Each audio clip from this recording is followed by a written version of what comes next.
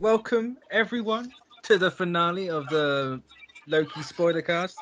I'm just gonna make this the fun episode and like series talk all rubbed into one because it's too hot at the minute. And season 1. It is season 1, yes. Season so 1. As always, I'm Mitch. You can follow me on Twitter, Mitch692, and I'm joined by Sean. What's up? You can join me at MarvinTheMartian_12 on Instagram. And we are joined by Jared from the Nerd Academy podcast. Hey guys, I'm back. It has become the tradition that at the end of every MCU Disney Plus show, there is a two-way street of a CBC Teen-App collab, and I'm fresh out of the woods. And I'm here, and I'm ready to talk. Are you even grislier, is the question. It sounds absolutely. dirtier than you want. You have no idea. I'm filthy. I'm disgusting. Is the beard doubling up as like a nappy or a diaper? I'm like full Red Guardian beard at this point. Excellent. That's what I wanted. That's what I wanted to know. No, I actually. So the last year, whenever we did this, 0 reception, at all. Yeah. Like dead to the world. This time around, there were like specific spots because we had a cabin this time. We weren't just in tents. We had a cabin. There were certain spots in the cabin that had like really good reception. Mm-hmm. And we were This up late cabin in the like woods? every night messing around. Yeah. And I was like, oh man, it's 3 a.m. I wonder if I have a strong enough reception to watch Loki. Christ. And I'm like laying How on many an people- air mattress on the ground with my earbuds plugged in, and like Disney Plus loads without issue. I'm like, I'm not this lucky. We're in the 24th century here. You know, like, even the woods has truly. Wi-Fi. I was like, I'm not this lucky. And then like, I couldn't have been happier. Granted, I moved a little bit and then I lost my reception, so I had to watch the rest of the episode just hiding in the bathroom. Did you have to make like funny stances just to keep the signal? Yeah, no, luckily I was able to just like sit on the toilet and just like watch the episode. That's how that's how they intended you to watch the shows. Absolutely. See, that's how you Absolutely. get temporary, isn't it? Sitting on the toilet that long. I mean, that's how the writers wanted it to happen. I know. I feel bad, but also I got. Are we jumping right into spoilers here? I know it's Spoilercast. I just wanted to start this off by Yes. I talked mad crap last week. Mad crap. I don't know. You probably didn't hear it. I talked mad. I'm going to be specifically silent during this part and just start laughing. I was like, Jared's going to be on. You know, we've got the bet that is Kang the Conqueror. I'm making the Conqueror. Like, I'm emphasizing that part. I was like, no, it's Immortus. Jared's Kang the Conqueror. It's. I mean, what someone's taking the L and someone's taking the dub here. I would say technically you won because I see. This is what I was going to do. Right? I was going to say it's a tie with an asterisk. Yeah. There's a huge asterisk. It is a tie with an asterisk because they didn't call him Immortus. Is my thing. Well, they called him someone else, but it's clearly Immortus. Yeah, I mean that's exactly what the writers intended it to be. Yeah. The interpretation of Immortus. And it's also just not Kang the right Conqueror. And I'm out for blood for anyone saying it is Kang the Conqueror at the minute because it is not. Look, man. That's my stuff. We're gonna be off to a great start then, Mitch. Because I told you because like for me, like Immortus, or Kang, whatever, like it's all falling under that umbrella of it is a version of Kang the Conqueror. But see, here's a question I wanted to ask the pair of you. Do you class Sylvie as the same as Hiddleston's Loki? No. It's not the same, but it's still like it's still an interpretation of the concept of Loki. Well, I mean, if you go back to the comics, they were different characters. Yeah. They were the same person, but they were different characters. I mean, they were always written as different characters, and you're going to find that that's how they're going to write the character from here on in. You know, so it's not. Look, technically, yes, he is Kang, but he's just not the Conqueror. He's just not. Well, I mean, like, I also had this question. I had 50 people like message me. No lie. So this is how they're going to interpret the Fantastic Four, and I was like the words Nathaniel Richards never was uttered. So and like it's the same with Kang and stuff like that. They mentioned Conqueror. And like. I don't know, man. It's a technicality, but it's sort of like a 50-50. I was gonna say I'm more than content with truce with an asterisk, because neither you have to go by what the show presents it as, and they present him as the He Who Remains. It's not. It is Immortus, but he's not called Immortus. So kind of like. A bit of Crow, a bit of Love. Even if Miss Minutes was like, now you're going to talk to Immortus, like even if like that is how that shook out, I would have still been like, I was right. Yeah, but I wouldn't have let you have it. Yeah, I mean, you wouldn't have. I know you and everybody else that I do this talking on the internet thing with would have been right down my throat. Because y'all can't let me have anything. Here's the thing. I absolutely would have, but the Mephisto part from WandaVision, it really went against you at that point. That was a slash in your brain. Listen, this is what I've been saying on TNAP. This is my redemption run. This is my redemption. I am like wiping my ledger clean of the Mephisto nonsense. I am wiping. I have a whole lot of Mephisto in my ledger, and I am dripping with Mephisto. It's dripping with Mephisto. I'm so proud of you. I listen, man. I went hard on it. I ate the crow. I admitted I was wrong. I didn't throw a temper tantrum that we didn't get Mephisto. I was go ahead. I got bullied. I got bullied plenty.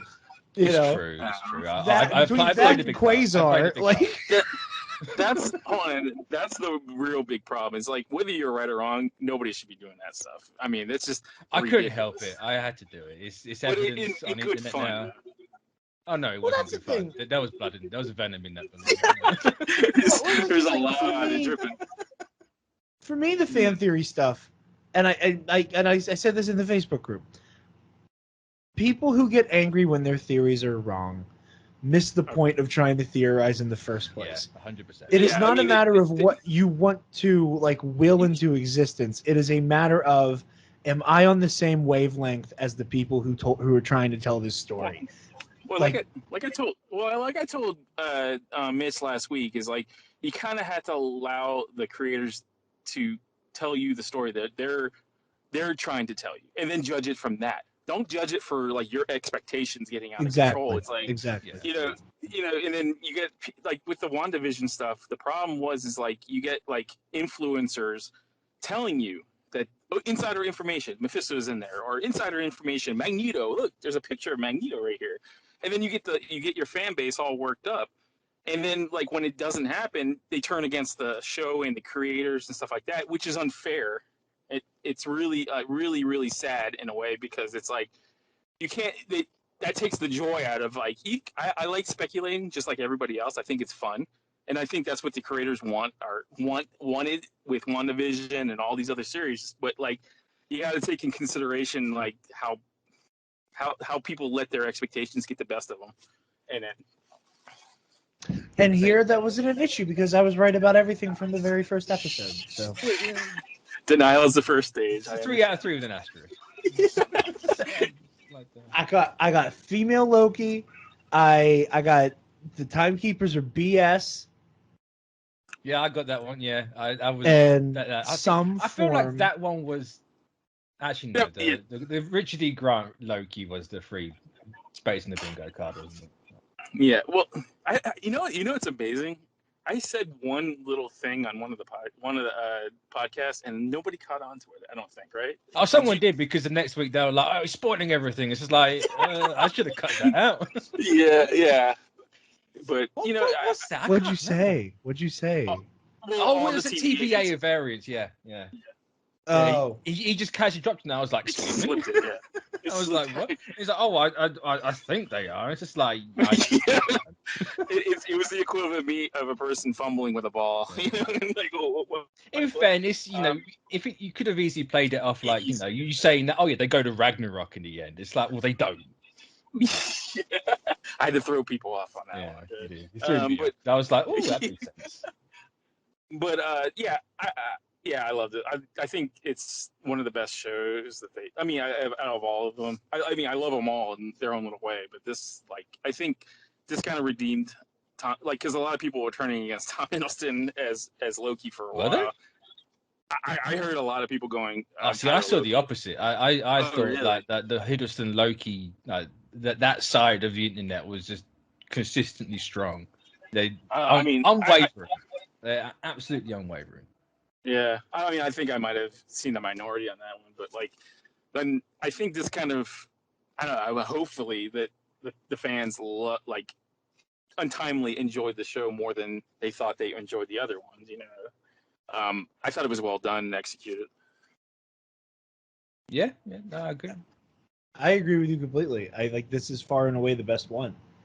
You know, like it. See, this is my thing. I absolutely agree. I believe it's the strongest one. Yeah, it's the most consistent throughout all the episodes. It sticks the landing. It doesn't fumble it. Like, well, this is one of the shows that didn't really suffer from like what was going on in the real world too. So no, like, how can you suffer when you're filming in an office all the time? Well, that's what I'm saying. Like, I think the other two shows had the downfall, and a lot of them were like working around the global pandemic. You know, like things kind of changing and shifting. In like with Loki, it was kind of just consistently like there was no action real outside, so like it really didn't have anything to do with it. And then also like going back to what we were talking about months ago before the show even happened, like there was a version of this show that wasn't like this. I still completely different. After every episode of this show, I've always thought back to that. And I keep getting people going to me like, can you link an article to what it was before? It's like, no. I can't, not because I'm being a dick, I just can't. There is no article. You can link a Facebook page, maybe, but like it's not an article. That was the thing that blew my mind with this the most, though. Because I remember in the lead up, like a lot of the press there's a lot of talk about like, oh, it's going to feel like, like the Loki version of like a Rick and Morty. And like that one shot of him like wearing a suit walking down the street while there's like a movie theater marquee that has Jaws on it. Yeah, well, no, what I'm saying there at all. What's going on? Yeah, I think that his name was concept art. A lot of stuff. So it's like that stuff was basically to give an idea of what the show was going to be about. So it wasn't necessarily going to be in the show. Yeah, but even then, it's like I mean, in fairness to them, I'm glad they didn't like, oh, this is what the show's going to be about, because like that one still was nothing to do with this show whatsoever. Like the only flashback we got with Loki like that was the DB Cooper scene in episode 1. Well, I mean, I can say that. Yeah. Well, I can say to a pretty, confident that this wasn't exactly what the show was going to be intended to be originally about. So, like, them shifting what and kind of taking advantage of the endgame thing. I think, in hindsight, I like the original idea, but I kind of love this idea more. It takes the low-hanging fruit and elevates that fruit again, and like, I'll be honest with you, I don't think I could probably see the show in any different way after the season. No, that's what I was going to say. I struggled to see how it would have fit into everything, because like, despite what Feige's saying last year, like, oh no, this was part of it, but now the multiverse thing is WandaVision, Spider-Man, Doctor Strange. Clearly full of crap. Clearly typical Feige crap. Yeah, I mean, I think if he would have said something, it would have given something away. It was the whole, like, everyone was under the impression before that Loki got taken out for Spider-Man to go in. Like, Loki was the middle chapter of this multiverse thing. It was going to help set up Multiverse of Madness, and it's like, oh yeah, no, we've taken that out. It's going to be Spider-Man with WandaVision and Multiverse. Yeah. And that's kind of like, that was clearly either something changed along the way again, and we have a 4-part multiverse arc. But well, I mean, a lot of the stuff, how it's set up, it's not necessarily fluid. If it's not like, it could. I mean, like, stuff could change on a whim. If it's not being in production, and stuff could change at the last minute, or decide, hey, maybe this fits over here better, and maybe we can do it this way instead of that way. That stuff. I mean, like I get email chains for lots of stuff that has done that very same thing. So if it's in production, then it's pretty much set of what that story and what that's going to be about. But before all that happens, like anything could happen. It's just never fluid until it's hit production. So yeah. The thing that I'm very curious about is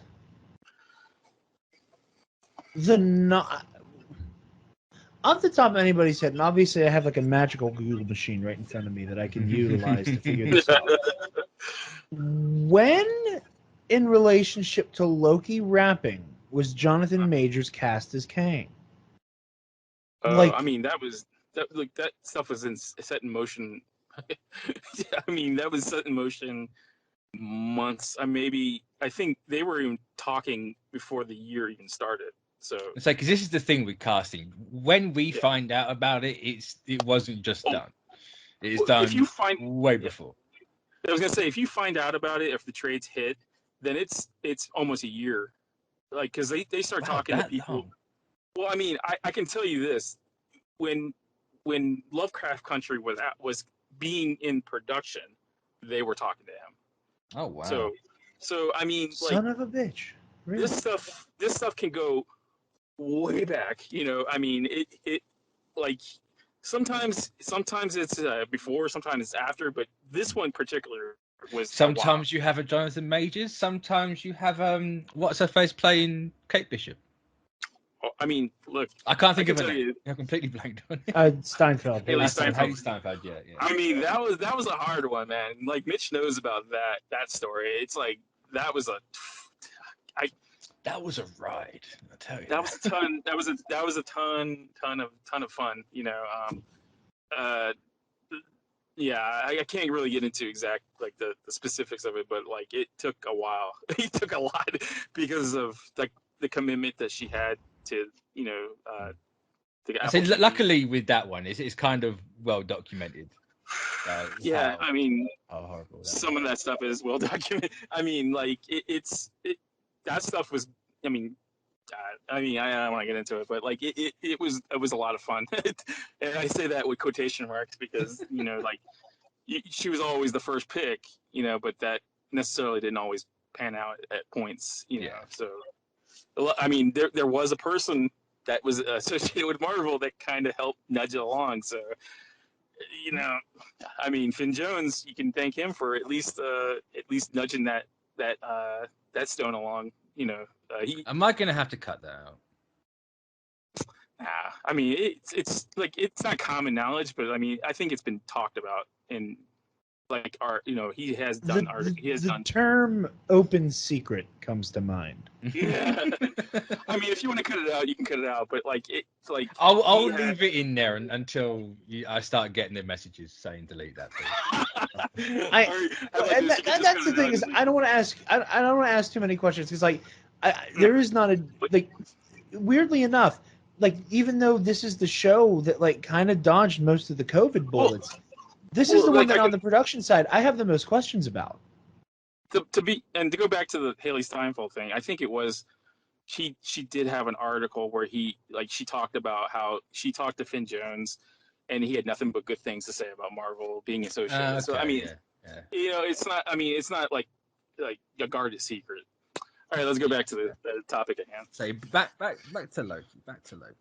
Yeah, I mean, Loki was always that. It was such a question mark at the beginning. There was a lot. I mean, with the original idea going and how far along it was, and then to switch it up almost right before production started, like it threw a lot of people for loops. So, but it panned out really well. I think the idea. Oh yeah, definitely. Yeah, they kind of freaking killed it. Yeah. I think this show. Just quickly, this show, the ending kind of annoyed me, but not with anything the ending done at all. It's the fact that Loki could get a finale where it's just 40 minutes and it's one character Willy Wonkering all over the place Yeah. for 40 odd 50 minutes, right? Yet One Division, they felt the need to devolve into this. I'm gonna throw different colored balls at each other. I'm like, what? Like that? If any show needed that, that was One Division. Like I loved how that thing ended, but like you didn't need all that wizardry bit. Like it's kind of like this should have been the other way around. I feel like, not, even though like they both. Well, I mean, I think that the inclusion of the Vision subplot might have. Yeah, I mean, the Division bit was fine. Like that bit you can. You kind of can't walk around it, but like at least with like the Agatha and the Wonder bit, it's like you could have done something different. That's the only thing. Not to get too hung up on that show, but it's like you can do that. Like, look, guys, you literally just did it, and people are accepting it the most out of all three finales. Like, continue that trend, please. That's all. It also goes to the fact that this is like a relatively new thing for the streaming service. Yeah. So like fumbles here and there are expected. I don't honestly, and like, and this is all honesty and me speaking as a fan, I don't think the show's fumbled all that much. I think. Oh no, it's just fumble's just an easy verb for me to use. No, but like, were there problems? Sure, but I think once you see the next time you see these characters, I don't think you're really gonna have that problem. I think they learned a couple lessons with the shows, and like, you know, I'm not gonna put all the blame on the pandemic, you know, but it did really, really have an impact on those two shows most, you know, and like there was a lot of like, what do we do? You know, we can't go here, we can't do this, something's happening, so we can't necessarily do this, you know. So I think for what they did, I think they did their job correctly. It just was. Could there have been some changes? Sure, you know, like and that's kind of like all what I meant. It's just like yeah. I just hope Loki they take note of the reception the finale got, because it is like, oh, we can do 40 minutes of talking. Like, you don't need this big action set piece. You can just go ahead with it like that. When you have an actor who's just like chock full of scenery as Majors was in that scene, absolutely you can do that. Yeah, that was incredible. Well, I was just so, and like obviously like whenever we have like blue skin, green and purple cloak, like time laser beam, I'd like to just square head Kang the Conqueror. Like, I'd like to jump in quickly. What'd you say? I was gonna say I'm just going to jump in quickly. It is a mask. It is not blue skin. Set it straight, Mitch. Man. Trying to be funny, Mitch. Like, you know, I think. Mitch. I know you think I've never read a comic book after Quasar. No. I know it's more for the people. It's no Quasar. It's more for the internet. I have internet PTSD. Everyone going, oh, why wasn't he blue? It's just like, it's a mask, guys. I had a flashback to saying I couldn't help it. I'm sorry. See, I think the people that say that aren't necessarily comic book fans, because they would honestly know. I mean, even then, I'm not going to say that, because it's like, how many issues have you seen with Kang without the helmet on? It's an innocent mistake to make, but it's like, guys, he's not blue. It's just... Well, I mean, I think what Kang is probably one of the harder. I mean, it's going to be one of the harder things to nail down. But I think Jonathan Majors, the way they played the character in Loki as like a recluse guy that he's eccentric recluse. You know, I think they played it perfectly. And the next time you see him, totally different character, totally different fucking. You know, it's all going to be. You know, I think that's what they saw in Jonathan Majors. Like you could see him doing those ranges and working. You know, like he's an actor. He's like one of the best actors out there. But what were you going to say before I rudely interrupted there, Jared? No, just like obviously we're not going to get like Jonathan Majors and like in how charismatic he was, and like the way he was having fun. Like he came out with the album, was like, she's still calling me He Who Remains. Creepy, right? You know, where he's like really like just being kind of silly and goofy, having fun with it. Well, I mean, like Kang is gonna feel more sinister. Oh, right, yeah. Like well, Kang's got a different feel. Exactly, and that's what I'm saying. Is that, like that's one of the things that excites me the most.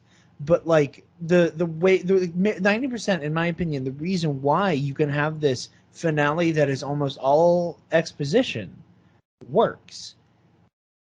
Because there's going to be a season 2, and that's the ending. Yeah. But also, like I'm just completely enthralled. I'm completely enthralled, and like in the way his character shifts throughout the scene, where he's having fun, he's dancing around, and he's like, "Grow up, Sylvie, murderer, hypocrite!" Like that. Like he's just so good. Like he's just so aggressively good at acting.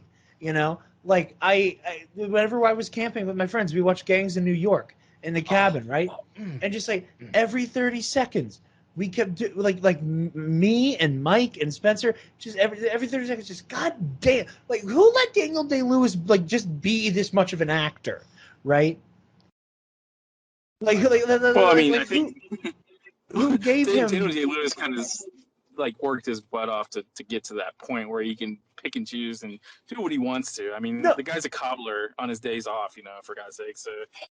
No. I mean that someone's facetiously just like that much talent, and then the capacity to know what decisions to make, who allowed his brain to be wired that way, that he was like, I'm going to make the best decision as an actor, as a performer at every step of the road, and like throughout that movie, it's like that, just you're killing it. You're killing it. I am slightly distracted by how good of a performance you're putting on. I mean, clearly kind of he how who I remains here with Avengers. let him do that. Yeah. Yep. So I just I it feel was like written that way. Exactly.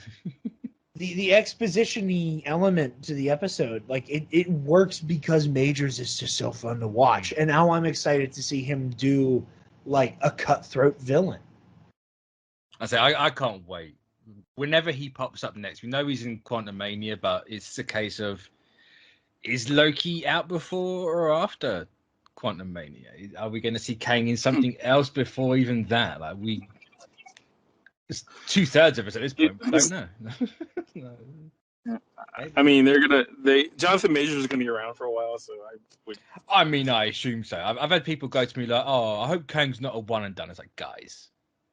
Again, think about it. That's the cynical people saying stuff like that. I don't even think it's a cynical thing. I think it's just a case of, I don't think it's clocked that Kang's our next big bad. Like this Loki, the season finale of Loki was your post-credit scene from Avengers 1.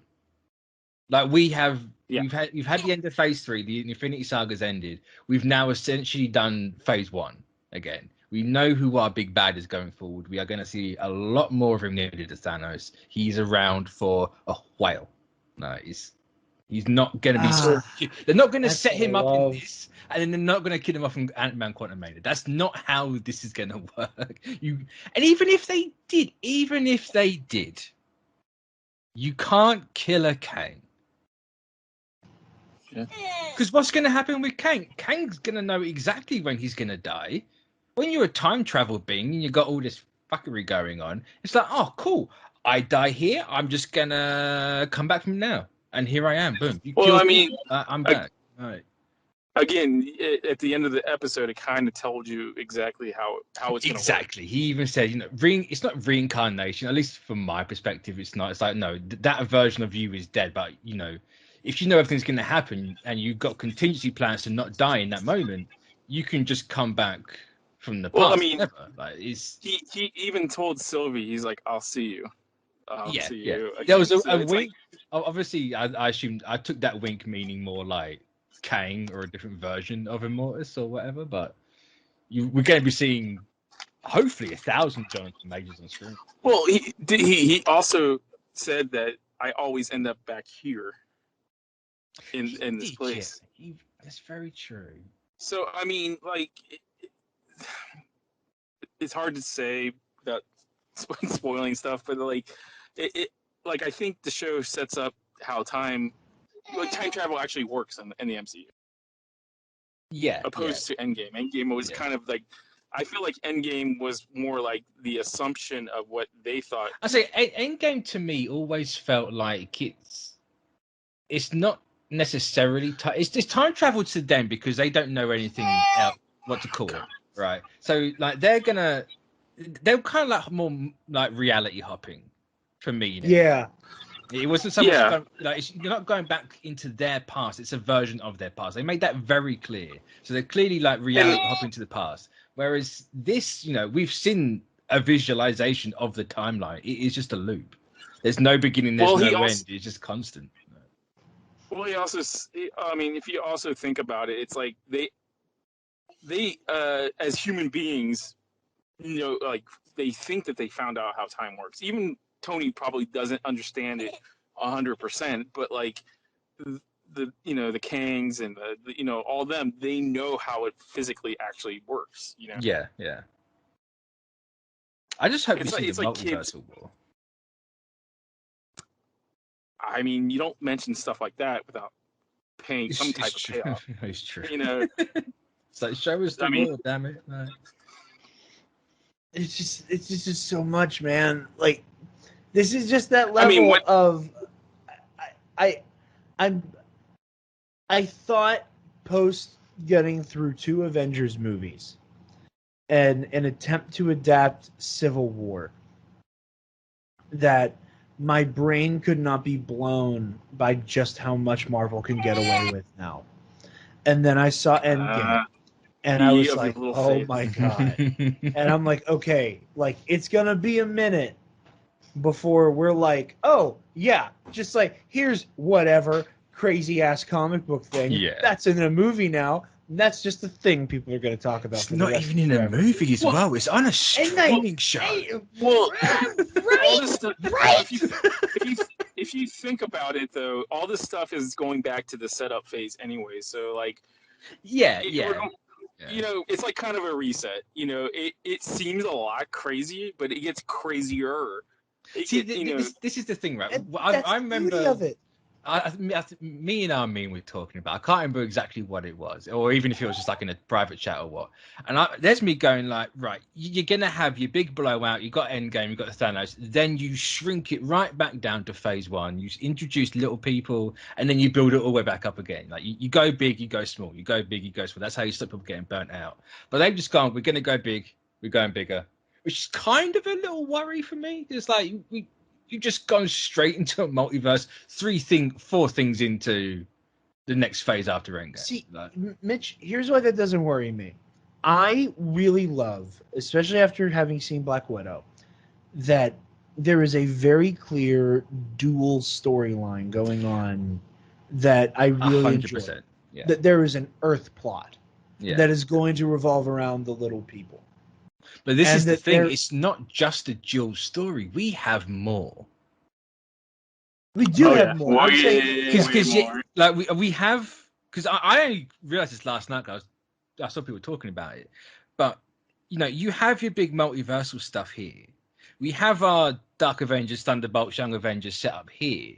But then you've got stuff like Secret Wars, and then you've got Armor Wars, and you've got all this other stuff. It's like, well, is that like a third plot going forward? Because Secret Wars doesn't fit in with the Dark Avengers, Young Avengers plot. That's like its own thing. So is that a start of a third arc? Is anything leading into that, or is that just going to go bang? Here's a new one. We're getting so much, man. It's getting so much. It's so cool, man. This is cool as hell. That's why the whole constantly going big a bit is a slight worry, but as you say, we have more things, more plots going on at once to kind of like, it's like the comics now. You've got your big event, you can always go back and read your little thing that's not attached to it whatsoever. And I think that there's also there's a genius to it though, is that like much as I love the Infinity Saga, there's a part of me that wishes we could have spent more time with the concept of the stones. I agree. And Thanos as a villain, as an individual. And I mean, who's to say none of that? I mean, none of that is actually gone. Like, of course. I mean, look, context of like when that story was actively being told. I get what you're saying. Yeah. And but the recognition that we need to commit time to establishing the multiverse. I love that was the decision that was made. That it's like weird, that like you got stuff that's like, ooh, like WandaVision. This is clearly leading into some weird, like some big weird stuff with Wanda and Falcon and the Winter Soldier. Like, okay, we have our new Captain America. We can start like reassembling some semblance of having a team of Avengers. And then Loki comes like a bat out of hell, and it's like we are establishing the multiverse. And also, you're also establishing movies. Loki. You're also establishing Loki's new status too in the MCU. Oh man. Man. I think that's the one thing that a lot of people leave out when explaining that stuff is like Loki's status in the MCU changes after season. But I can understand why, because I'm guilty. I've only just kind of realized like we obviously are going to get more of this Loki in this MCU, but it's like he's a variant. He's not the Loki we've been with, so it's like kind of just expecting him to not be off on the side doing his own thing, because he's gonna. You're not gonna keep Loki away from anyone for long. I'll be perfectly honest. But I don't know. It didn't clock. I think 'cause I spent so much time going, it's not our Loki. It's a variant.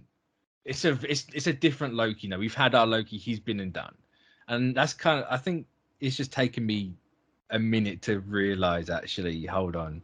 No, this Loki is now staying around. And I just want this Loki to get another cool costume, because I'm not gonna lie to you. The suit and tie is not as cool. I love it.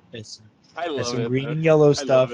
I was gonna say it's a nice change of pace for Loki, and for the context of the show, it makes sense. Oh yeah, he looks great. He looks phenomenal. Tom Hiddleston's a piece of ass no matter what you put him in.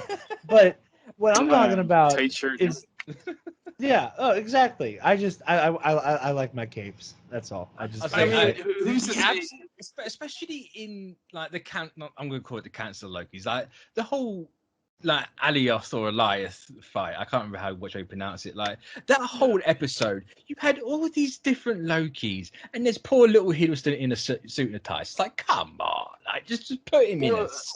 Come on, I want the Loki. Who's to say the next time we see him, he doesn't put his own little spin on that costume? Oh no, that's perfectly fair, and I'm expecting the suit to come back. It's just for this show, it's like I kind of wanted a bit more.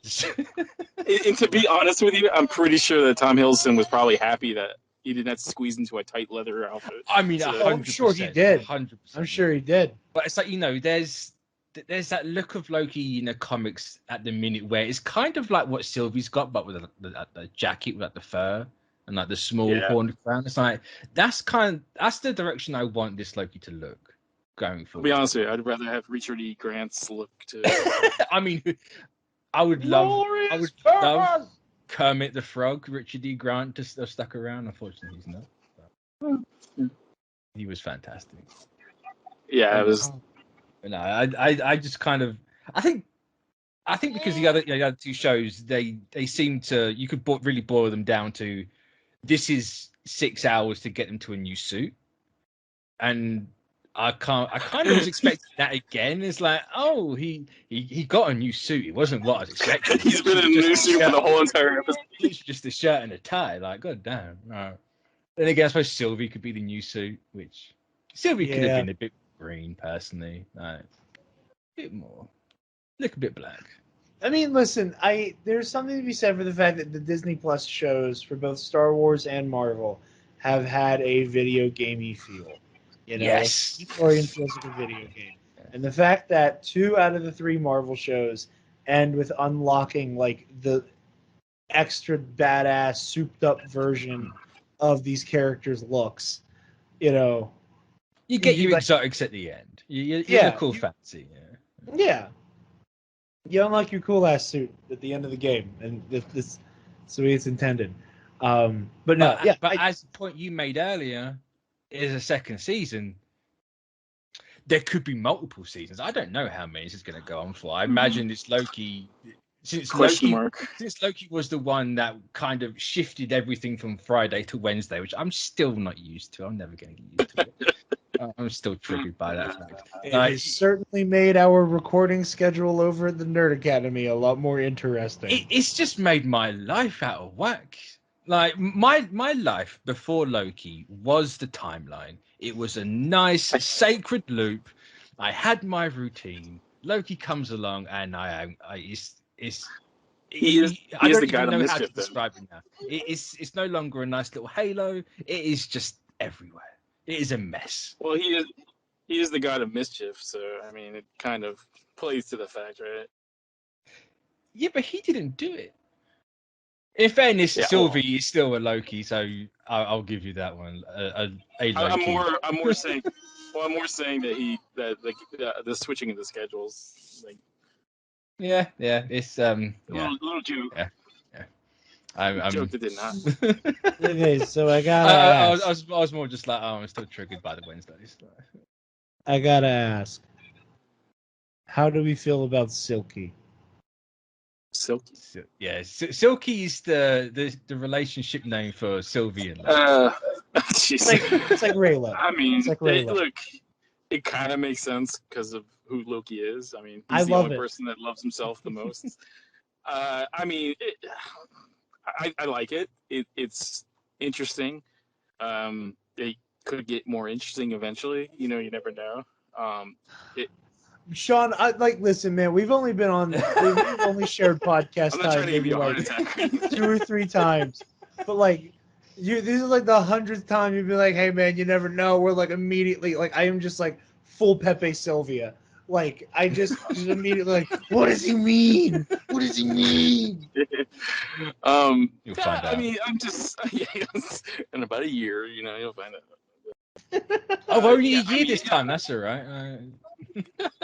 I mean, look, it's again, it serves the purpose of the context of the story. I mean, like, Yeah. who else does Loki love? Yeah. So I mean, I think Mobius kind of. I say Mobius nailed it on the head. He absolutely did. This weird cosmic narcissist. Like my brain, despite knowing that Sylvie is a Loki in a different timeline, she is just a variant of that character. It never registered that it's the same person. I think because they're two very distinct characters, like a variant should be. You know, you can't just have this. You know, the same, like Hiddleston looking at Hiddleston acting the same. That would get boring. But the second I stop to think about it, it's kind of it's disturbing. It's supposed to be disturbing. You're not supposed to like. I don't think it's that disturbing. It's pretty disturbing. I mean, it's basically incest on a cosmic level. Well, here's the thing. I agree. I don't think incest is like it would be okay. Maybe not incest, but it's like you're. These aren't the Lannisters, man. Like people are talking about it like it's the Lannisters. Can you come up with a better analogy? I don't know. Like he's basically in love with himself, but if it's a female version, she's so different. But she's so different. different. She is so like it all comes down to the question: do you consider them to be the exact same person? And this is a stupid thing to even go down the point. Like, if you DNA tested the pair of them, would they come back the same? No. I mean, I don't know. I have to suggest it to the writers. It's one of those where it's like it's the stupid, like, you're trying to apply real world logic to a comic book. It just doesn't work when people still insist on doing it. It's like, if you did it, would it come back the same? No one's ever going to agree on it. But it's just maybe the writers will settle that. I mean, Rick and Morty writers, I have no doubt, will absolutely follow up on that sort of a thing, because it feels like a Rick and Morty situation. I get exactly what you guys are saying, but it's not like. It is kind of weird, right? I think disturbing was a bit too strong of working with you. I think weird is the right. It's a bit unsettling. It's just it is amazingly weird. Like, it's one of those, like, this is Cronenberg-y. But it's a storytelling opportunity that you only have with this story. It's true, right? Yep. Like I think that's one of the reasons why I love it so much.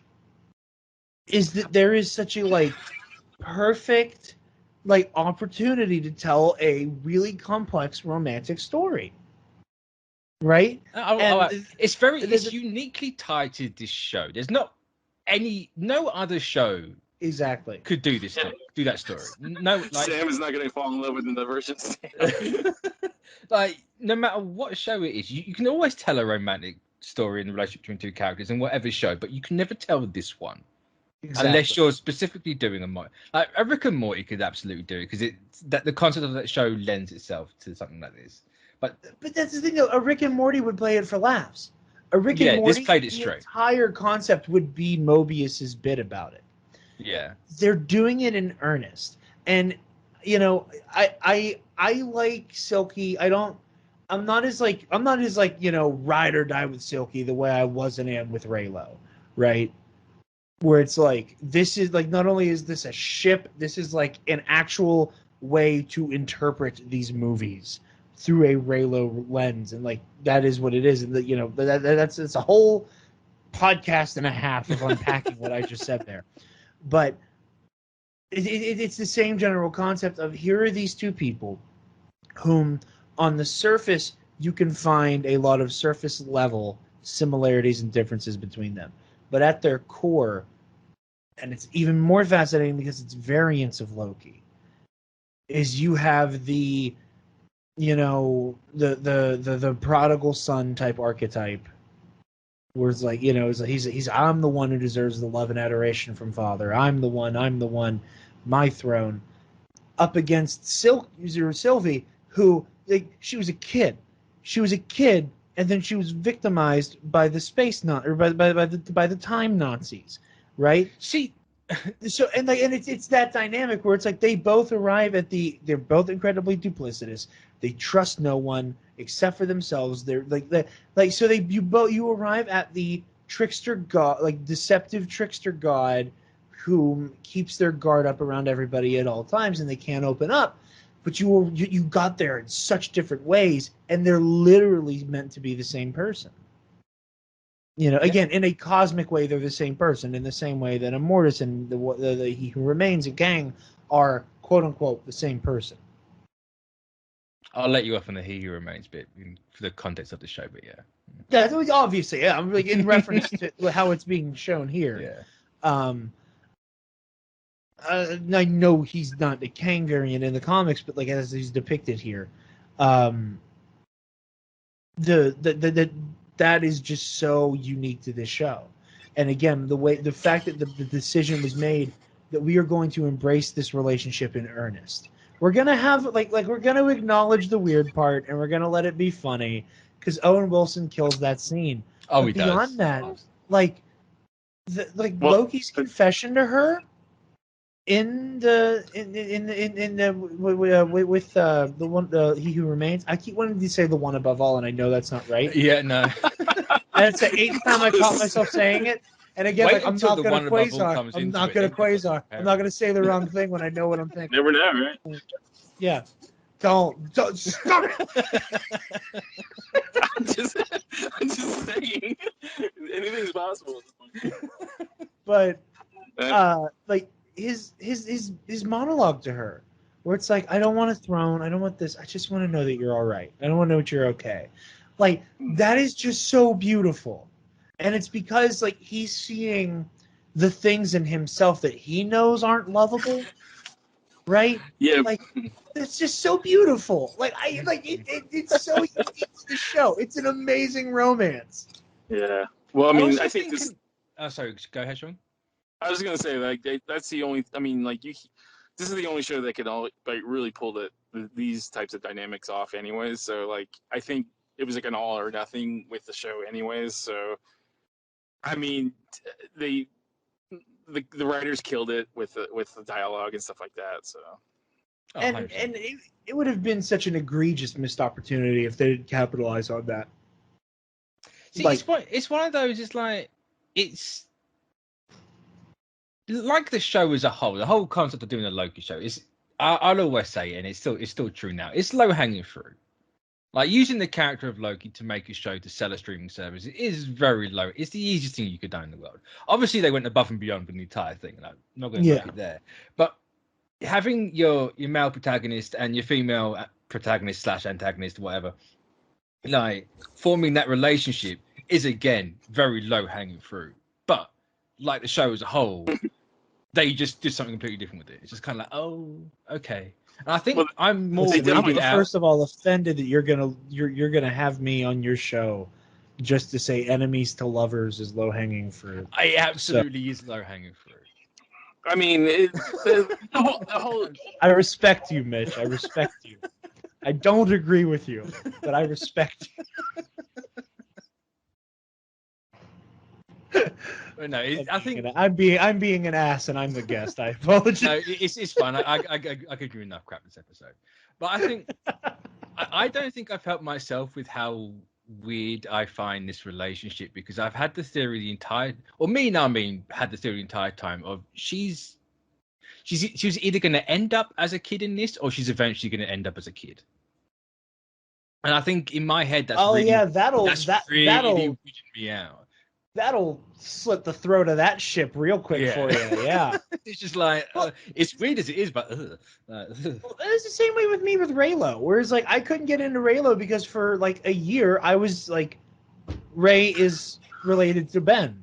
They have to be related, right? And it was once I went that. But might how not interesting happen. that you now that I weirded think out, about it, I don't want it to happen. How interesting you were weirded out by that, but you're fine with this. I'm gonna be honest with you. I couldn't get into the ship if I was like, we're hurtling towards the conclusion that they're cousins.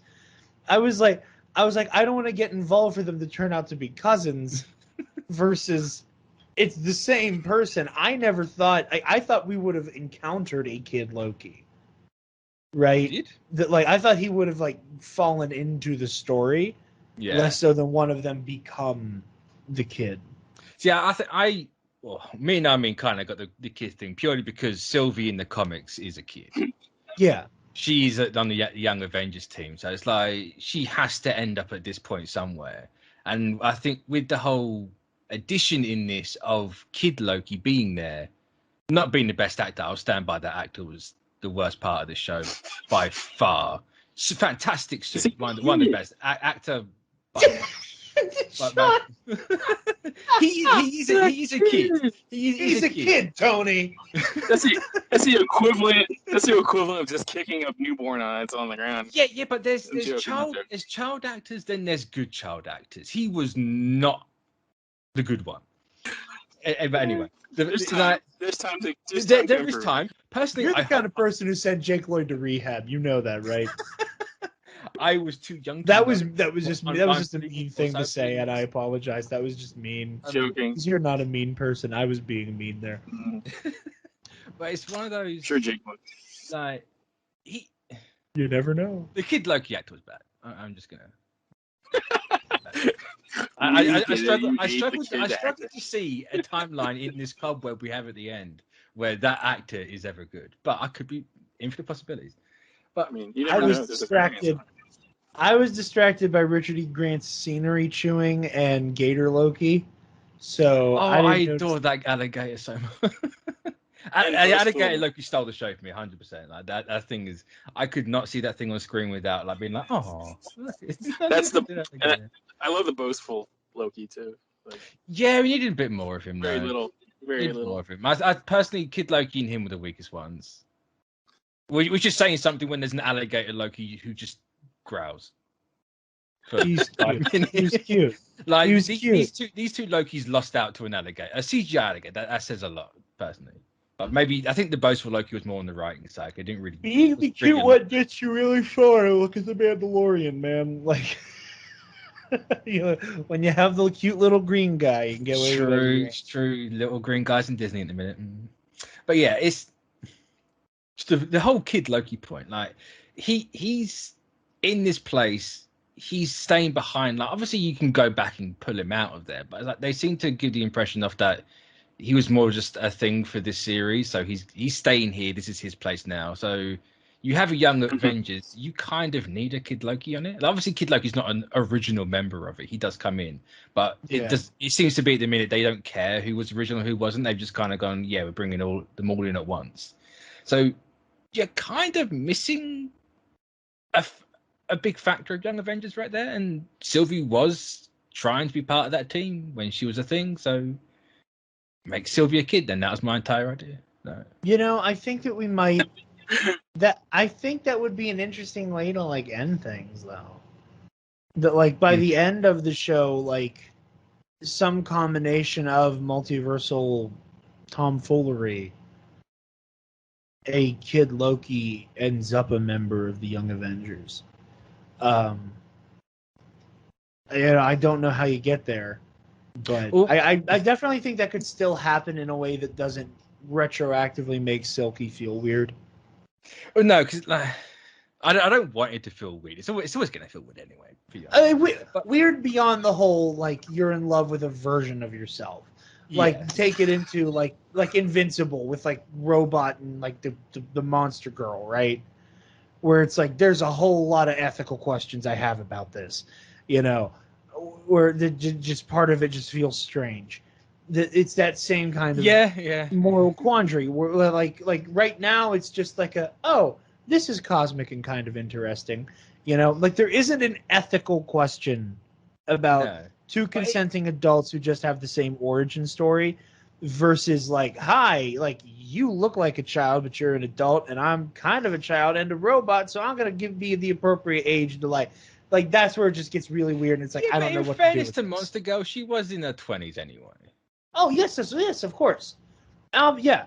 It's that's a complicated situation now. And that's what I'm saying. Is it like if at any point here, like the Loki that we've been with for this show and Silky or Sylvie, god damn it, Jim. Or Sylvie. The name is too close to the character's name. You're right. That's the only problem. That's why I prefer Love Dagger as the ship name. Fair. But people use Silky more, so you know, whatever. That as long as one of them don't turn into a kid, I think you get away fine. But if one of those two, who we have already established a romantic connection with, if one of them turn into a kid and the other one just has to see it happen, I don't know what to do with that. Well, here's the thing. It doesn't... we've only seen that one shot of Sylvie's... I almost said Silky then, you almost got me doing it. Of Sylvie's childhood where she got taken. Or her Nexus event, or if even it was a Nexus event, we don't know at this point. But we've only seen her there. Her, at least for me, her entire arc in this felt like the conclusion of it should be she gets her life back. Her entire life she spent on the run, fighting the TVA, all to get to one point. She's got to that point. Like, shouldn't she kind of then, to get that happy ending, go back to live out that life? That's an interesting way to go with it. Yeah. I think you get into a complex conversation that I think can differ from story to story on whether or not it's like it's you want to do a horrible thing happened to you, your choices were taken away, you were forced into a life that you didn't want, you're at the other end of it now. Do you move on and grow beyond, or are you given an opportunity to get back the thing that was taken from you? Yeah. And I can go either way depending on the story. It's one of those where, you know, we've seen Hiddleston's Loki now twice go through that redemption arc in something completely different. And it's like that both versions of that Loki started off on the wrong foot. Whereas we have a Loki here that's looking up to the Valkyries and clearly was too good for the TVA, and that's why I decided to prune it. So we could have the two, but start Sylvie from that point. In a sense, it's kind of, you know, she's still on the wrong foot. She's then going back, getting that redemption. So it's a bit similar, but at the same time, you can make it really different. Like, what does that Sylvie Loki look going forward if she's allowed to live that life out? I want to come back to. I agree with you. I want to come back to one thing you said there with, like, this is the second time we've seen Hiddleston's Loki go on some form of redemption arc. I love the fact that it's been different both times. Oh, 100%. Yeah. I love the way that it's different. I love that we have arrived at the same conclusion of, like, he's literally one hug away from being a hero. You know, that like Yeah. that was the same thing whenever the sequel trilogy was coming out, where I'm like, Ben Solo is like one pep talk away from being a Jedi again. Can someone please say something nice to this man? Not in the script. And yeah, I guess we'll find out. But that's what happened with like with both versions of Loki, where he got like the mainline MCU Loki got enough of that positive reinforcement that by the time of Ragnarok, he's like, no, I am going to serve, I'm going to help, I'm going to fight, and he gave his life against Thanos, trying to like either kill Thanos or like distract him long enough to pull something off to get his brother out of there. Like they died on the same team. And I love that, like, this Loki... I'm sorry, Sean, what were you saying about... No, go ahead, Chris. This Loki kind of got that, like, what a wonderful life type treatment, where, like, he witnessed that arc, but it was like, he was told, it was like, yeah, here's all the good you eventually did, but you kind of had to be coerced or deceived into doing a lot of it, and then you died. Think about what Mobius said at the beginning of the series, though. Yep. It's a cycle for Loki. He always goes back to what Loki is supposed to be, you know, like it's almost like a Ragnarok situation where it's like, it's always going to happen this way. Like it's always this cycle, you know, like he's a good guy and eventually he goes back. Loki's going to be Loki. So like, whether the next time you see him is more of a good guy, so to speak, but like he's always going to be looking for the angle, if that makes any sense. Like, it's an interesting contradiction to the Lokis in like the end, the pruning place. I can't remember what they called it. The Void.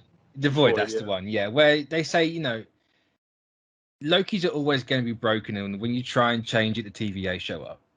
Yeah.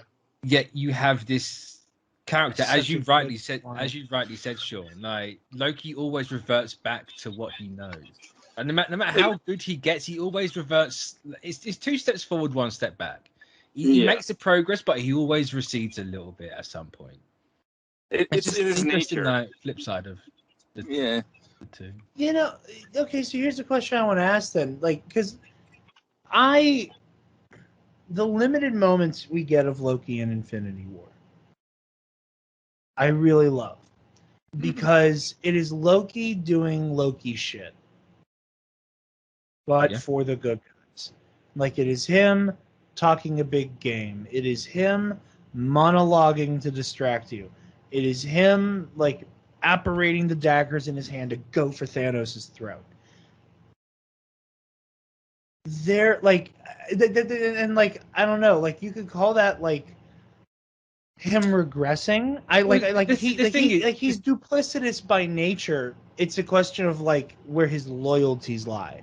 When the moment he's truly capable of being loyal to someone other than himself. Well, that's the thing. Was he doing it for everyone? Was he doing it for himself? Yeah. If he takes out Thanos, what does he get out of it? He gets everything. I mean, in theory, yeah, but like the way that he kept looking over at Thor. I feel like in that moment he was like, "I need to save you. I need to help you." To an extent, but it is this character. You can never really. He says himself in this. You know, he can't be trusted. You know, so he had this lifetime of being untrustworthy. Like no matter what he does, there's always going to be that element of doubt, and I think there's always going to be that element of, "I'm doing it for you, but I'm doing it more for me." Yeah. I mean, and if you look at it though. Even him saying that to Sylvie, it's sort of like benefiting him because it's, you know, he's getting what he wants. Yeah. I don't know. You know, I think that's the nature of the character. And if you stray too far from it, I think it just doesn't work. You know, I think, you know, Loki can do good, but he also has. He has to be natural. Yeah, it's his natural order, of how he is and how the Lokis are. Period.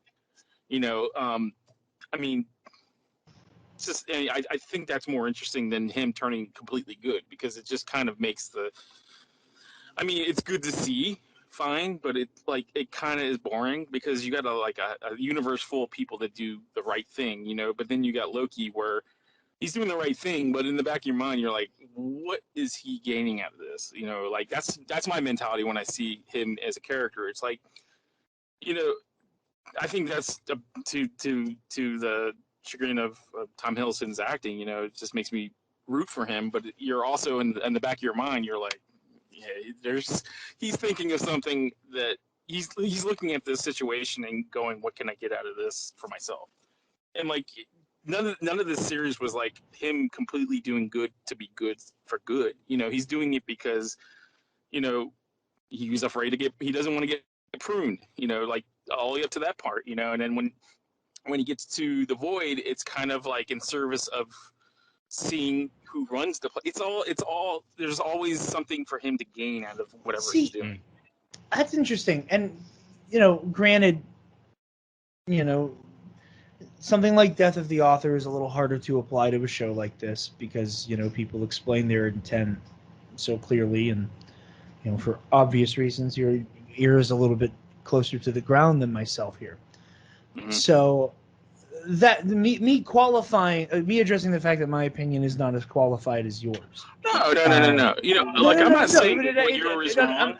I'm not saying that in a self-deprecating way. I'm like legitimately, like there's no bones about it. Like, you have a more educated opinion here than I do, like just simple circumstance.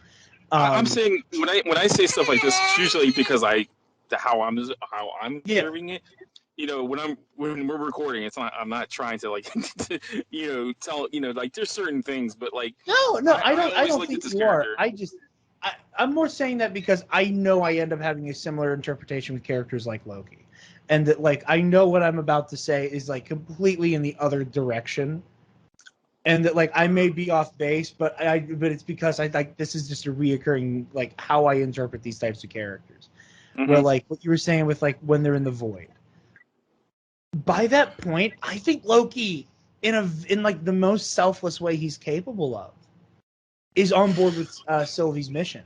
I think he's completely like, oh, we're going for it. Like, I think he cares less about finding out whom is responsible, and cares more about the fact that he knows how much it means to her.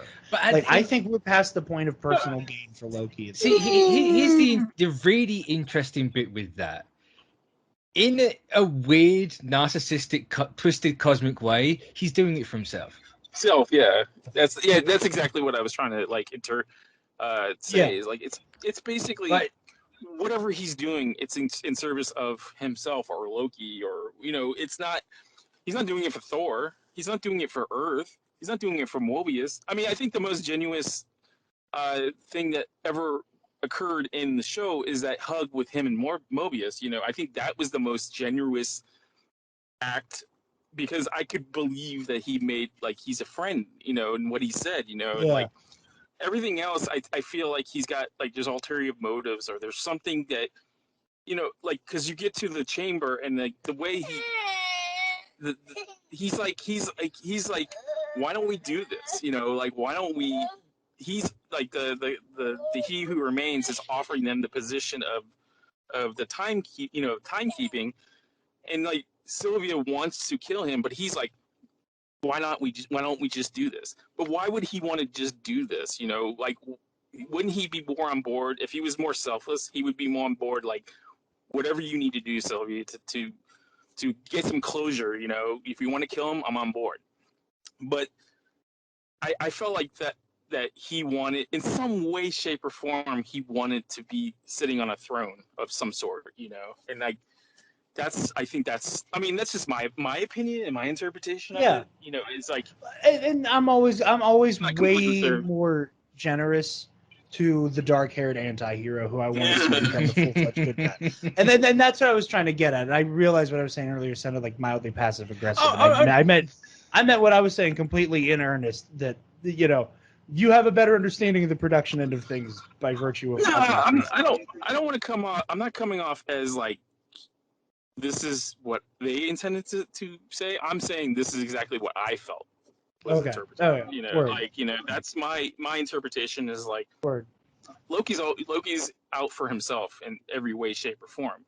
Whether he's like, I mean, it's just the character, right? You know, the character is inherently, he's not evil. He's just selfish. See, and that's the thing. And again, like I'm enjoying this conversation so much because, like, and again, like, there's that element of like, okay, is he trying to save the multiverse? Is he trying to avoid a multiversal conflict? Because he knows his own ass is on the line at that point, or is he trying to avoid it because he wants to save lives, or is it a little bit of both? I believe it's a little bit of both, and I think that this whole conversation, you are both right and you're both wrong at the same time. Yeah. Because you know what I was trying to say earlier is like the whole point of is he doing it for him or is he doing it for Sylvie? Well, Sylvie is him. Yeah. So in this weird fantastical way that this show does, like they are the angel and the devil on the shoulder of someone. Yeah. Like they're a conscious personified. So having these two at the same time, like no matter what one does, it's either you're hurting yourself or you're doing it for yourself. But in a weird twisted way, you're doing it for someone else, but you're not. Yeah. That's kind of like why I'm on the whole thing of like no matter what Loki does, there's always going to be. And it's just, it's how many different ways you can write this in. This is just one way they've written it in. It's like he's doing it selflessly, but in doing it selflessly, he's doing it for himself at the same time because it is Sylvie. Sylvie is him. And what I'm about to say is right now, this is what I know as the writers. That's how they intended it to come off. Is like it's not there's no right or wrong answer. It's just a answer. And like. I think they wanted to write as like everybody has an interpretation, and they're neither right or wrong. So and that's just the nature of the character in the series, because it's like you're dealing with multiverse anyways. So what could happen there may not happen in another verse. So I don't know. Shit gets complicated. Yeah, and it's so much better when it's complicated. Everything is much better when it's complicated. 100%. And again, I say that like I'm completely self-aware. Like I was this way with Ben Solo. I'm becoming this way about freaking Boba Fett, right? Yeah. And his reintroduction in The Mandalorian, where I'm like, oh man, like that's a code of honor he did not have the last time we saw him. Yeah. The last time we saw him, he was going to shoot Luke Skywalker in the back. Well, you look at that. That's like evolution of the character. The character is, real people have, like, they change their opinions and change the way they feel. And like allegiances. It's just real life. Nobody just sticks to their guns all the time. And like, everybody changes their opinion. So it's just how naturally. That's how you write a character naturally. Is like they're not fluid. I don't know. Yeah, people are fluid. People change, and people are fluid, and I love seeing. I love seeing the characters who come from the outside and become a part of something bigger than themselves, and like commit themselves to it. And like whenever Loki came back to the TVA, and he had that moment where he was like, she's about to make a very big mistake. And he goes running down the hall, and he's trying to find B-15 and Mobius. He's like, guys, holy shit. And he's losing his mind, and then we look over and see the Kang statue. Like, like the concern in his voice, where I'm like, again, like it's so much, where it's like, if he were worried about himself in this moment, I feel like he'd just cut and run. And he's like, okay, time to hide. I'm going to go prune myself and hide in the void now that Eliath is dead. But like he had like I don't remember many number of ways of getting out of this situation. His instinct was, oh my God, Sylvie is in the eye of the storm, and it's about to get wild up in here. And that was his instinct, was to be like, we need to fix this. And there was something so satisfying for me, like wanting to see Loki become more of a hero. He's always going to be a slimy, duplicitous prick. And that's the point of Loki, is that he is a duplicitous jackass. But that's That's the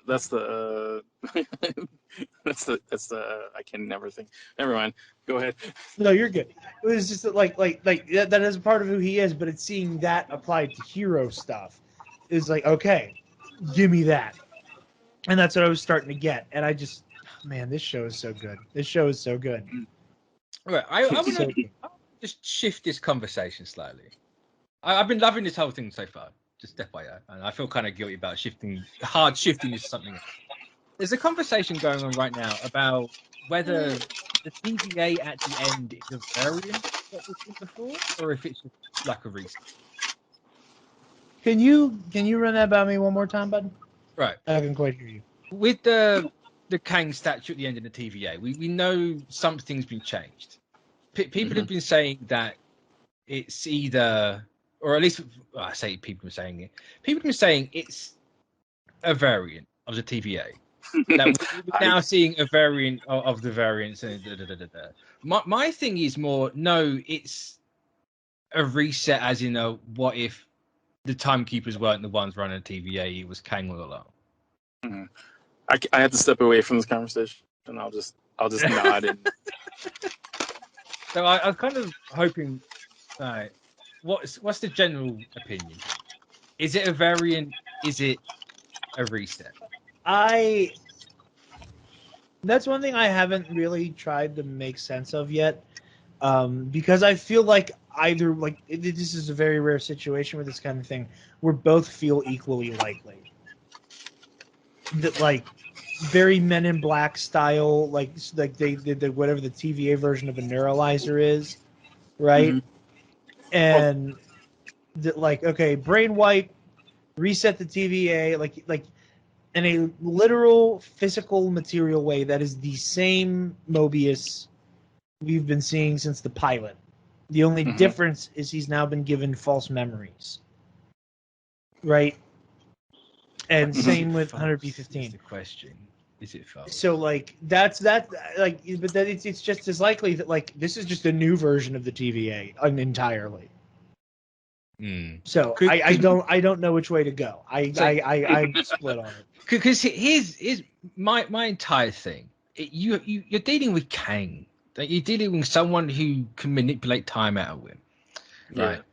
Yeah. We know He Who Remains could see up to a certain point, and whatever happened after a certain point was anyone's guess. Yep. Right. So if time's not written up to that point, and then literally anything can happen. If you're a being that can be outside of time and knows how the multiverse works, you're gonna wait until then to go back to the start of everything and then take over. Yeah. So it's Makes like sense, right? It's like the TVA we've just seen for the last 6 hours never existed. The TVA did exist with the exact same people and everything else, but it's just slightly differently. So it's like there's no false memories there. It's just their memories are there. Yeah. Like they haven't been on this journey. Loki's gone back to the exact same point in the same timeline. Because as far as I'm aware, anyway, the TVA existed outside of time. So how would they get affected by? Not affected by it. Obviously, they got affected by it anyway. But that's it. How can they be a variant of themselves? Yeah. When they dealt with variants anyway. Yeah, I know what you mean. Yeah. Were they proving themselves? Yeah. So if they're outside the timeline and everything, then I don't know. I've lost my train of thought in my head. I've really overcomplicated it. I do this myself constantly. It's the time travel stuff. It's weird. It's complicated. My thing is, Kang he's done a time return. It's not a variant. It's the one we've seen. Mm-hmm. Yeah, like I said, I got nothing. I can go either way on it. Yeah. And it's frustrating when one of the people in this conversation knows exactly what's going on. Tell me. I don't know. No, you don't know.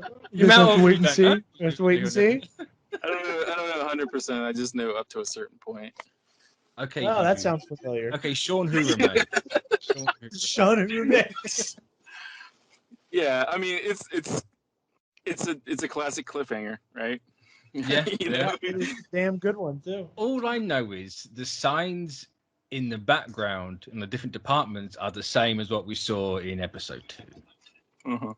Because I did go back, and sadly enough, I thought Disney Plus's controls of skipping through their timeline, they felt as much as trying to fight the actual timeline in this to make sure they were the same. I think it was like 387 or something like that. So Yeah. that I also just saw the report that Kate Herron is not coming back for season 2. Who's she? She was the director, I believe. That's what I thought. Yeah, that's interesting. And director and executive producer. That's interesting. I wonder why. Well, That's a slight Do we- worry in fairness. When stuff like that happens, it's kind of like, ugh. do you want to talk about Judge Ringrave a little bit? Renova Renslayer. Yeah, Renslayer. That's another one where it's like, I feel like she's hurtling towards her weird relationship with Kang. Yeah, I feel that. Well, Like how exactly we get there, I'm not sure, but that's clearly where she's hurtling. My thing with Renova Renslayer is I feel like she's been through this before.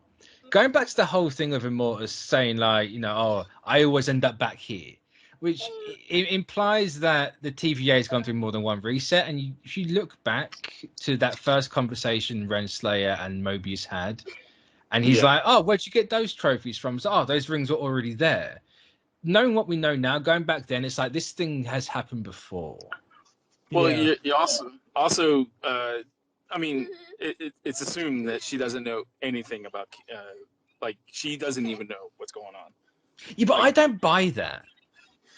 I don't buy that for a second.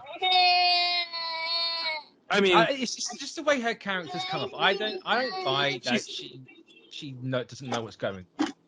I was in the same boat, but I do think she's in the dark. Because like the whole thing of like, what does the time cubes being fake change? Like that one line is like, she knew about that. She knows that there's more going on behind the curtain, and but I just don't trust her character. But you also remember that little line where Miss Minute would come up. She came up. She's like, I have this stuff for you, and then she hands it over to her, and she's like, that's not what I asked for.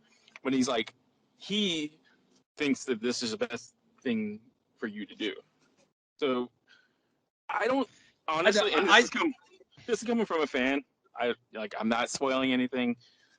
Not me saying anything, but I don't think she, in my opinion, I think she doesn't 100% know what's going on. Maybe not 100%, but I feel like she already knows Kang the Conqueror. That's my feeling.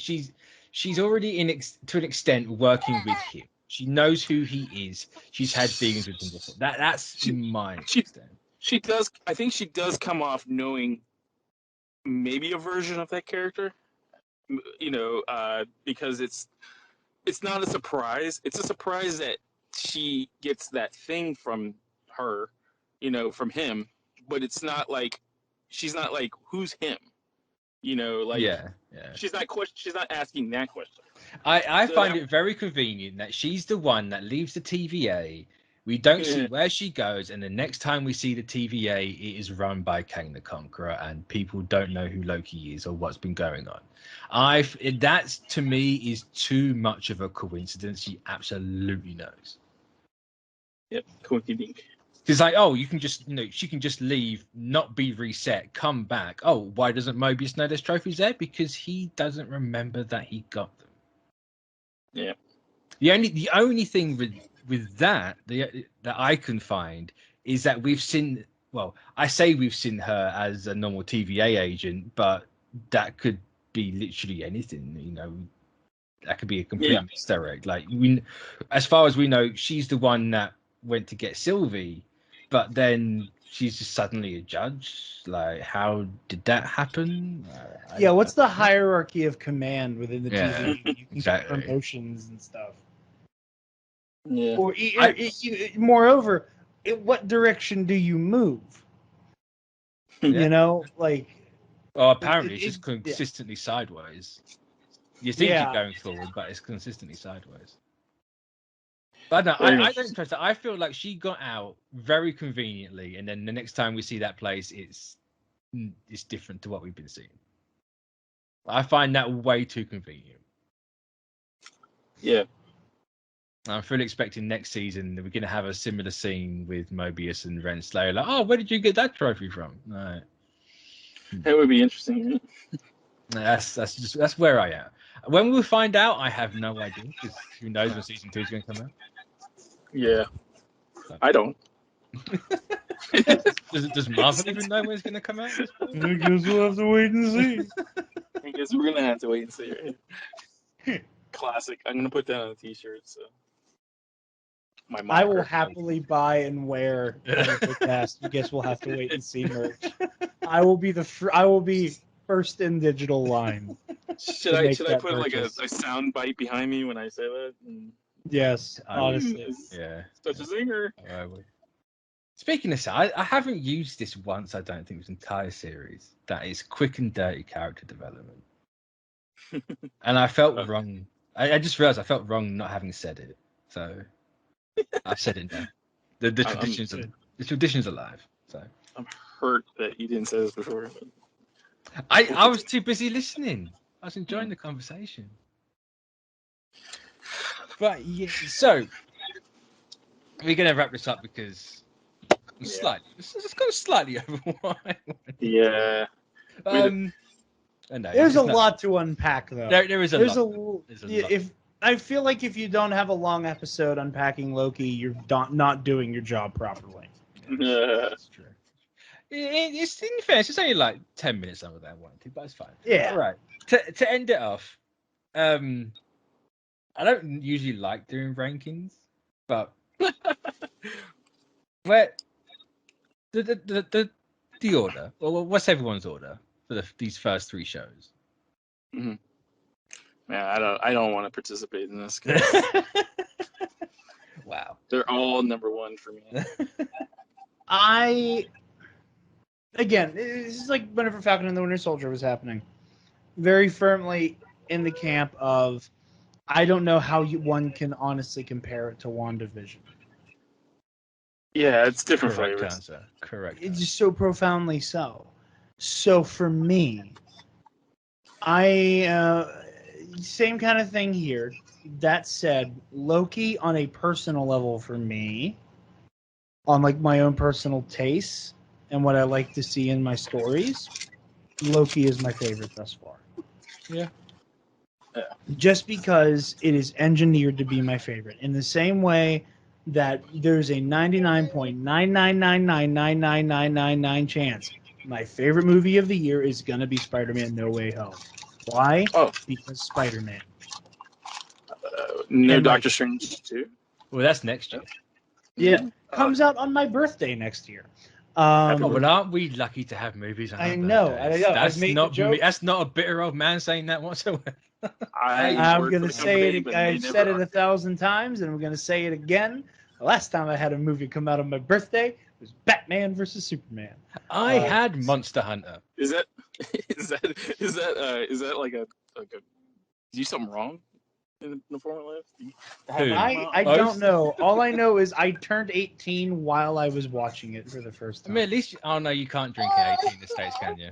No, I can't. No. I was gonna say at least you got that. It's like, oh no, it's 21. No, but that's then I had my better than Avengers blunder, and Devin still doesn't let me live that down. But rightly so. Yeah, you know what? Hey, I was a kid. First statement as a fully grown adult was just me shitting out of my word hole. As most adults do. So. Yeah, most adults do. Welcome to the club. Yeah. Thank you. Welcome to the adulthood. But back to the question you actually asked me. I don't know. I like Loki the most. I like Falcon and the Winter Soldier and WandaVision a lot for very different reasons.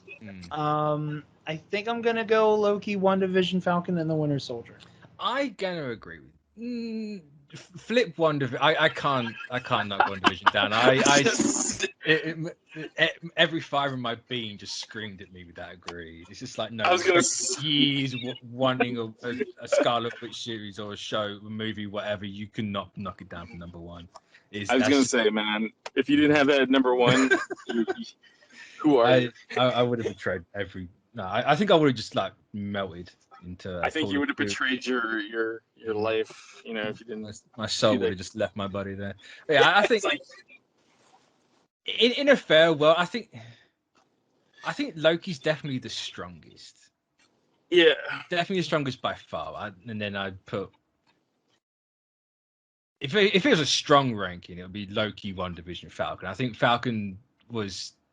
I just haven't got the right word for it still. It was too easy. Loki's the low-hanging fruit. Falcon and Winter Soldier was too easy. Yeah, I think Falcon and Winter Soldier again suffered from stuff outside the. But it also had the problem of setting up a different, you know, I don't know, like there's a lot of setup and a lot of things missing in that show. So. Oh, there's a lot of setup. Yeah. I suppose there was that whole cut plot about the virus or whatever it was, because there's the vaccines in the show at the start. So. But I hate to do it because I could go here for another like 2 hours, but I can't. Yeah. So I'm going to wrap this up. So thanks everyone for joining. Thank you, Jared, for joining us. Thank you. As always my pleasure. Always my pleasure. So you let us know when you guys are doing yours, and just inviting myself on now. Oh, listen, I'm glad you guys are inviting yourself on. It's not like I haven't done that accidentally several times.